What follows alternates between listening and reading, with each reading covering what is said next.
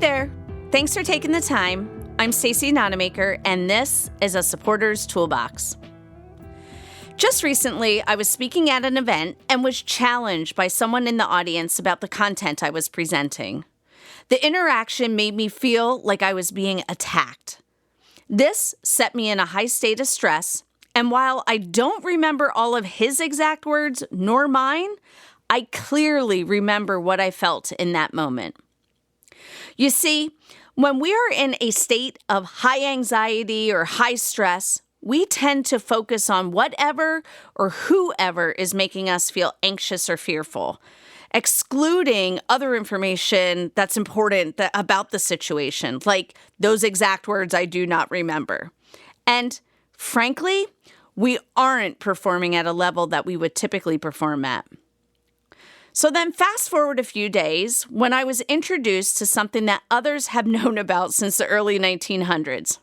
Really, I'm embarrassed to say that I had never heard about it, and yet it is so important to understanding the optimal conditions to being the best you or me or the person you support. And it very much explains some of my experience during the presentation.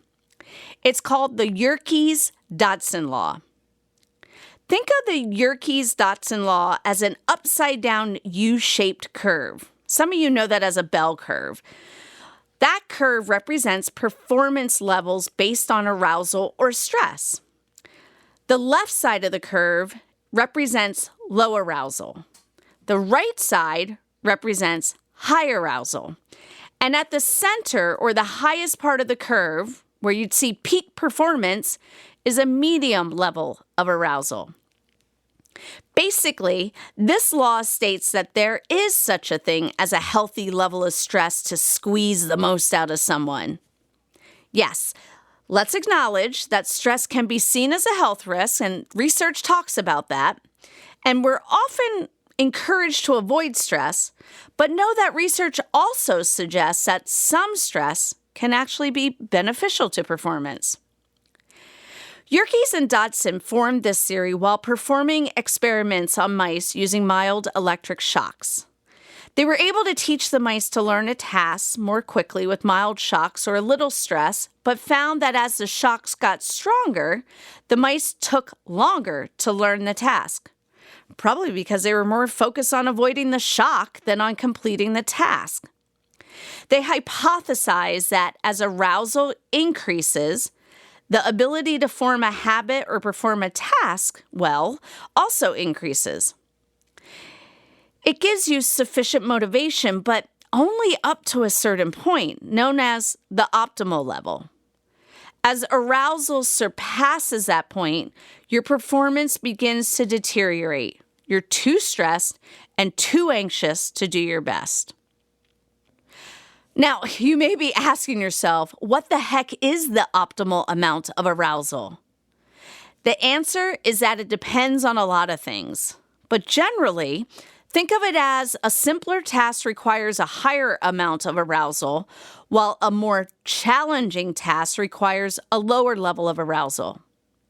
So think about doing a job that is not at all challenging and has what we would call a low level of arousal, where it's something that's rote or routine and nothing ever changes. This, as many of you may have experienced, is when boredom sets in. There's no stress, but there's also no motivation. You're not being challenged. You have no incentive to go above and beyond. Your work feels meaningless, so you probably will do the bare minimum. So take that in a moment. Think about the person you support and their job if they have one. Let's turn it around. Is it meaningful? Do they seem to be challenged in some way? Are they experience what we would say is optimal arousal? Where, there's a moderate surge of stress and it's boosting their performance, but not too much stress, because if it's too difficult or challenging, it could put someone into high arousal or what we know as fight, flight, or freeze response. So, what predicts the state of arousal? Well, there's many factors at play here, including your skill level related to the task at hand, like I just mentioned. Is it too easy or too hard for you? Is it a complex task, or is this something that most people can do? Also at play is your personality and how much stress you can take in. That's different for everyone, right? And similarly, how much self-confidence or positive thoughts about your ability do you have? That's also predictive of where you are in the state of arousal continuum.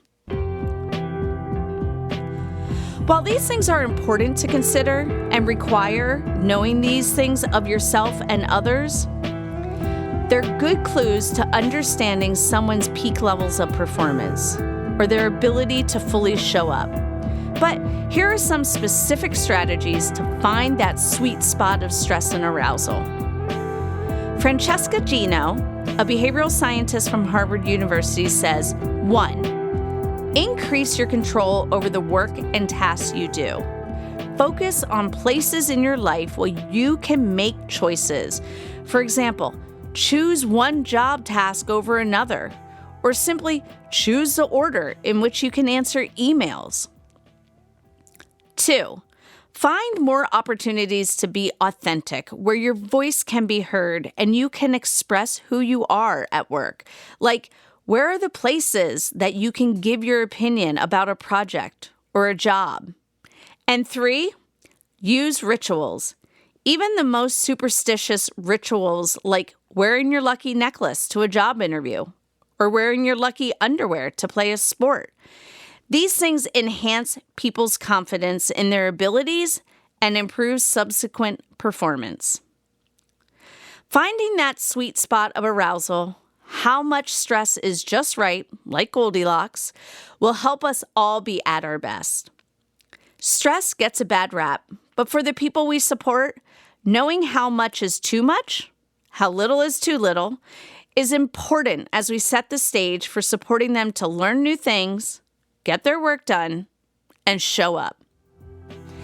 Again, thanks for taking the time. I know you're busy. Hoping you took one thing away that can make today a better day for the person you support. Bye now.